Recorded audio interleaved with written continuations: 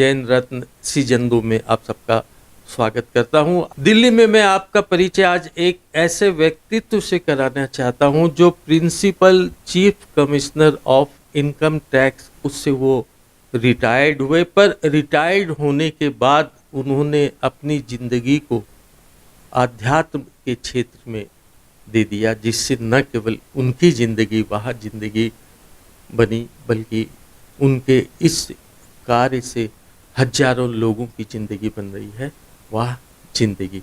और उनका नाम है कैलाश चंद जैन।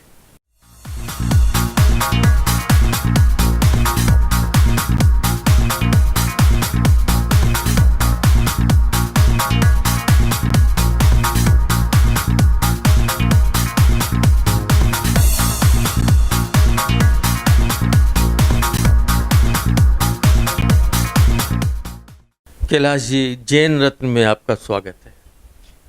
बहुत बहुत धन्यवाद। मुझे भी प्रसन्नता है, मैं आपके एपिसोड देखता रहा हूँ, बहुत सुंदर तरीके से आपका कवरेज हो रहा है। Thank you. कैलाश जी, आपका जीवन कैसा बीता?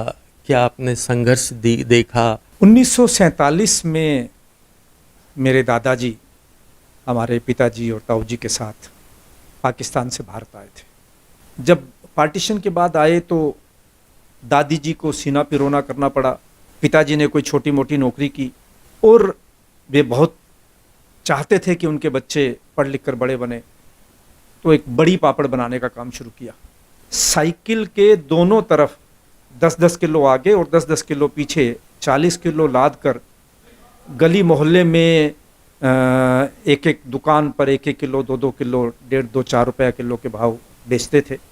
आप इस सेवा में कैसे आए? संघर्ष बहुत कुछ सीखने को देता है। बचपन में इंजीनियर बनना चाहता था। इंजीनियरिंग कॉलेज में जाने के लिए पैसे नहीं थे माँ पिता के पास, तो सोचा कि चलिए सीए बन जाते हैं। बीकॉम शुरू किया, बीकॉम की पढ़ाई की। बीकॉम करते करते मेरे जो अध्यापकगण थे, प्रोफेसर्स थे, उन्होंने कहा कि मुझे सिविल सर्विसेज की परीक्षाओं में जाना चाहिए। तब एक मानस बनाया कि ठीक है, दिल्ली आकर प्रशासनिक सेवाओं की तैयारी करते हैं। तो दिल्ली आकर पढ़ाई की और फिर ईश्वर की कृपा रही कि पहली बार में ही भारतीय राजस्व सेवा में IRS में चयन हो गया।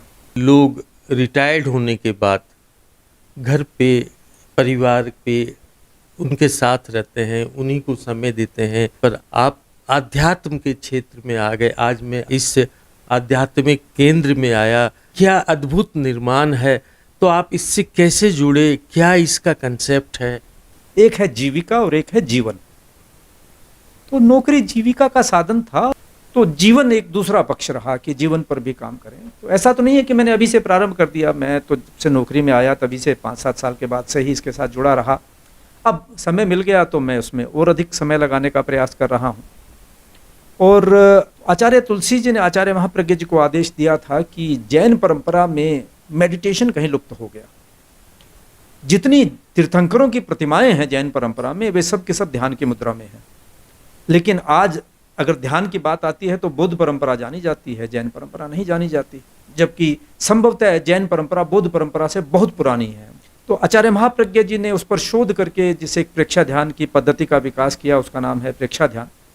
तो मुझे उसके साथ जुड़ने का अवसर मिला और अध्यात्म साधना केंद्र उसका प्रमुख केंद्र है, तो मुझे दायित्व दिया गया है कि इसके ऑनररी डायरेक्टर के रूप में मैं काम करूँ। यहाँ बहुत सैकड़ों लोग आते हैं और वे आते हैं अपनी अलग अलग बीमारी को लेकर के। कोई बीपी को लेकर के आता है, कोई डायबिटीज़ को लेकर के आता है, कोई हार्ट को लेकर आता है, कोई कैंसर को लेकर के आता है, कोई अनिद्रा को, डिप्रेशन को, न जाने कैसी कैसी बीमारी लेकर के आते हैं। और वो अपनी जगह ठीक होते हैं, वो ठीक होकर के भी जाते हैं। लेकिन हमारा उद्देश्य शरीर की बीमारी ठीक करना नहीं है।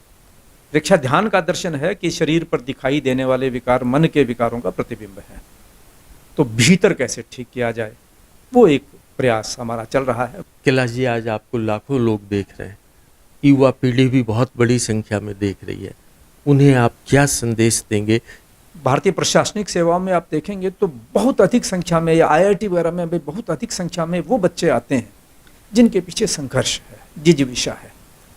यह संबंधता भी बहुत बार अभिशाप बन जाती है।